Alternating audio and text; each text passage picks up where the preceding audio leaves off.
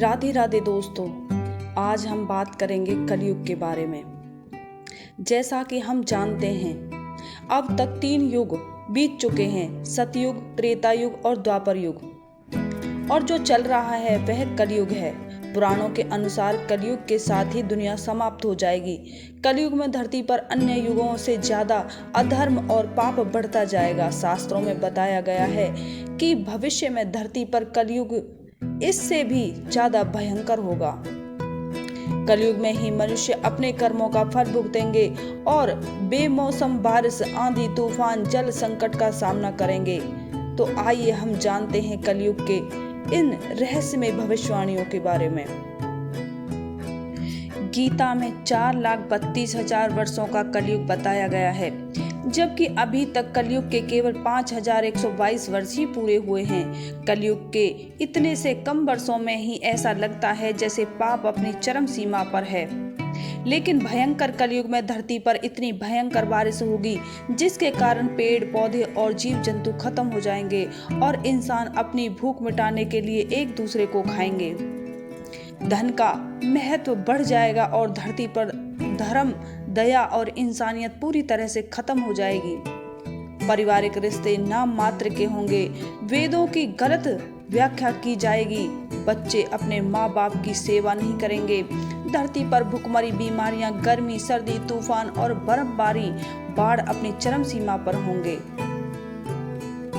जैसा कि हम सभी जानते हैं, अभी जो युग चल रहा है उसका नाम कलयुग है। सनातन धर्म के ग्रंथों के अनुसार 4 युग बताए गए हैं, सतयुग, त्रेता युग और द्वापर युग और कलयुग। हर युग का समय निर्धारित किया गया है। जब युग का समय निर्धारित किया हुआ पूर्ण हो जाता है तब युग परिवर्तन होता है। युग परिवर्तन के अनुसार सब कुछ बदल जाता है। युग की आयु, इंसानों की आयु एवं उनके विकास एवं सभी जीव जंतु युग के अनुसार बदल जाते हैं। श्रीमद् भागवत एवं भविष्य पुराणों के अनुसार जब कलयुग अपनी चरम सीमा पर होगा तब कलयुग में पाप कर्म करने वाले मनुष्यों की संख्या बहुत अधिक बढ़ जाएगी। तब इस संसार में अधर्म का साम्राज्य तेजी से बढ़ जाएगा। हर जगह चोरी, डकैती, लूट पाट, हत्या, अधर्म जैसा कार्य होने लगेगा। समाज हिंसक हो जाएगा। लोग एक दूसरे की संकट में सहायता नहीं करेंगे और इंसान की हत्या करने में जरा भी नहीं हिचकिचाएगा। कलयुग के अंत में क्या क्या होगा? स्त्रियां अपने पति की इज्जत नहीं करेंगी और पराये मर्दों से संबंध रखेंगी। जो बलवान और धनवान होगा उसी का शासन होगा। तब इंसानों की आयु 10 से 20 वर्ष की मात्र रह जाएगी। मनुष्य 16 वर्ष की आयु में ही वृद्ध हो जाएंगे और स्त्रियां 8 से 10 वर्ष की आयु में ही गर्भवती होने लगेंगी। उस समय मनुष्य की लंबाई 4 से 5 इंच मात्र रह जाएगी। उस समय धरती का तापमान इतना होगा कि सभी लोग गड्ढे खोद कर रहेंगे। उस समय पेड़ पौधे फल देना बंद कर देंगे और सूख कर नष्ट हो जाएंगे। लोग भूख प्यास से मरने लगेंगे और गाय, भैंस, बकरी की तरह छोटे छोटे हो जाएंगे और दूध देना बंद कर देंगी। भूमि का उपजाऊपन खत्म हो जाएगा। भूमि पर अन्न का दाना ना के बराबर उगेगा।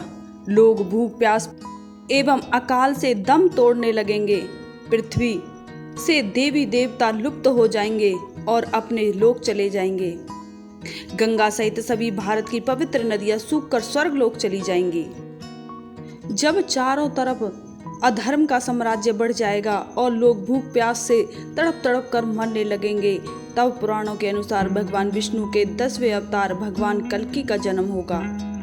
जो भगवान विष्णु के अवतार भगवान कल्कि समस्त संसार से मात्र 3 दिनों में ही पापियों का सर्वनाश करके पुनः धर्म की स्थापना करेंगे। जब कलयुग में सारे पापियों का सर्वनाश हो जाएगा, उसके बाद नया युग सतयुग के निर्माण के लिए और कलयुग के प्रभाव को खत्म करने के लिए लगातार इस पृथ्वी पर 12 वर्षों तक मोटी एवं मूसलाधार वर्षा होगी, जिससे समस्त पृथ्वी जलमग्न हो जाएगी। तब फिर एक साथ 12 सूर्य उदय होंगे और जलमग्न हुई पृथ्वी का जल सोख लेंगे। तब फिर इस पृथ्वी पर नई भूमि और नई युग का निर्माण होगा, जो सतयुग के नाम से जाना जाएगा। हम किस तरह से इस कलयुग से बच सकते हैं? नाम संकीर्तन अर्थात भगवान का भजन करना, माला जप करना। भगवान की शरण में आने से हम इस कलयुग रूपी जहर से बच सकते हैं। अभी तक तो हमें यह पता नहीं था कि हमारे लिए क्या सबसे उत्तम है, पर अब हमें जब पता चल ही गया है कि हम सिर्फ भगवान का भजन करके हर उस दुख से छुटकारा पा सकते हैं जो हमारे नजदीक आ रहा है। भगवान ही एकमात्र सहारा है जो हमें इस कलयुग रूपी नाग से बचा सकते हैं, तो हमें भगवान की शरण में जाना चाहिए। जब आप अपने पति अथवा बच्चों को ऑफिस या स्कूल भेजते हैं तो उस समय उन्हें टाटा बाय बाय करने की जगह रोज हरे कृष्णा या राधे राधे बोल के विदा कीजिए। भगवान का नाम लेकर घर से निकलने पर हमारे सारे काम भली भांति पूरे होते हैं। इसी तरह हम अपनी रसोई में जो कुछ भी बनाएं उसे स्वयं खाने से पहले अपने प्रभु को भोग लगाएं। असल में हमें उन्हें अपने ही परिवार का सदस्य समझ के उनकी सेवा करनी चाहिए। कोई भी फल काटें, कुछ भी पकाएं, कोई मीठा नमकीन बाजार से लाएं, सर्वप्रथम अपने देव को समर्पित करें, फिर चाव से महाप्रसाद पूरे परिवार के साथ खाएं। आगे से हम जो भी नई चीजें लाएं सर्वप्रथम उसे भगवान के सामने रखें और उनकी कृपा के लिए कृतज्ञ होते हुए उनका आभार व्यक्त करें कि आपको इतना लायक बनाया कि आप ये सब सामान खरीदने का सामर्थ्य रखते हैं। जब भी आप कोई वस्तु दान करें हमेशा पहले भगवान के चरणों में रखें और प्रार्थना करें कि ये किसी सच्चे जरूरतमंद तक पहुंचे तथा जिसको भी ये मिले उसे आपकी कृपा प्राप्त हो। अगर आपके पास बैठकर माला जपने का समय नहीं है तो आप बड़ी आसानी से घर के कार्य करते हुए भगवान का स्मरण कर सकते हैं। आप रोटी सेकते वक्त, झाड़ू लगाते वक्त, नहाते वक्त, सफर करते वक्त कभी भी भगवान का नाम रट सकते हैं। हर पल ईश्वर का उपकार माने। पानी पिए तो सोचे वाह प्रभु कितनी अद्भुत वस्तु बनाई है, तूने पी के तृप्ति मिल गई।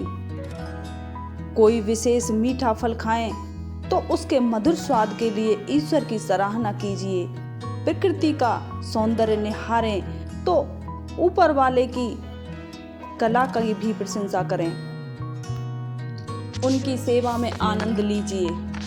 कहने का तात्पर्य यह है भगवान को भगवान जैसे नहीं बल्कि उन्हें अपने परिवार का एक प्यारा सदस्य समझ के उनसे संबंध स्थापित कीजिए और फिर देखिए कैसे वो अपनी जिम्मेदारी निभाते हैं, बिल्कुल एक परिवार के सदस्य की तरह।